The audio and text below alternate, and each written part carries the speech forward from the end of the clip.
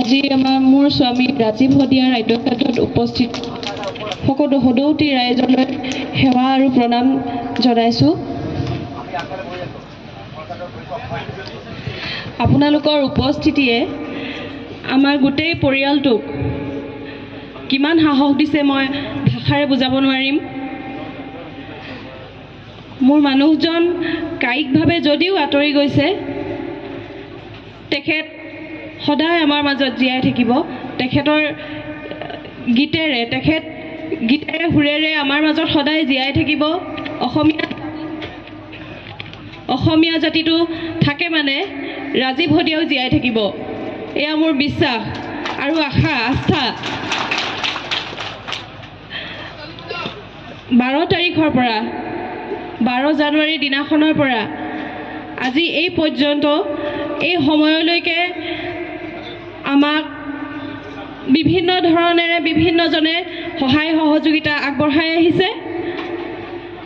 তেওঁলোকক মই ধন্যবাদ আৰু কৃতজ্ঞতা জ্ঞাপন কৰিছোঁ।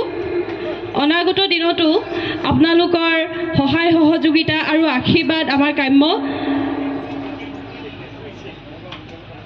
ৰাজীৱ দাই, মই তেখেতক ৰাজীৱ দা বুলিয়ে মাতিছিলোঁ, সম্বোধন কৰিছিলোঁ। ৰাজীৱ দাই মোক তেখেতৰ হৈ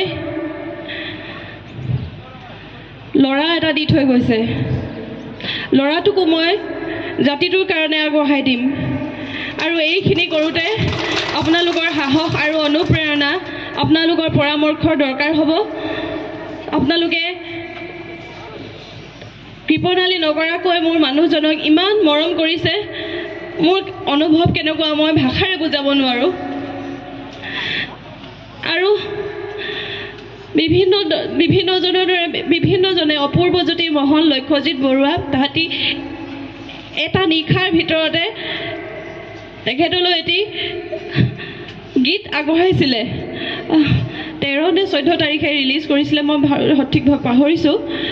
তাৰপিছতে আমাৰ লোহিত গগৈদেৱ, অসমৰ কণ্ঠশিল্পী, এজন বিশিষ্ট শিল্পী লোহিত গগৈদেৱে এটি গীতেৰে ৰাজীৱ দাক মৰম যাচিছে।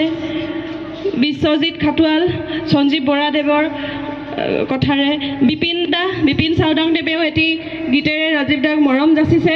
তেখেতসকললৈ মই ধন্যবাদ জ্ঞাপন কৰিছোঁ। আৰু আজি ইয়াত উপস্থিত থকা জনগণলৈ মই এই মঞ্চৰ পৰাই সেৱা জনাইছোঁ। আমাৰ পৰিয়ালটোৰ ফালৰ পৰা আপোনালোকক আপ্যায়ন কৰোঁতে যদি কোনোবাখিনিত ভুল ত্ৰুটি ৰৈ গৈছে, আপোনালোকে নিজ গুণে ক্ষমা কৰিব আৰু আমাক আশীৰ্বাদ কৰিব। আমাৰ এই বিপদৰ সময়ত আপোনালোকৰ উপস্থিতিয়ে আমাক যে কিমান সাহসী কৰি তুলিছে, আমি ভাষাৰে বুজাব নোৱাৰোঁ। মই বাৰে বাৰে কৈছোঁ এইষাৰ কথা। আৰু আমাৰ পৰিয়ালটোক আপোনালোকে আশীৰ্বাদ কৰিব, ল'ৰাটোকো আশীৰ্বাদ কৰিব। ময়ো যাতে সাহসেৰে মূৰ তুলি থিয় হৈ থাকিব পাৰোঁ, তাৰ বাবে আশীৰ্বাদ কৰিব।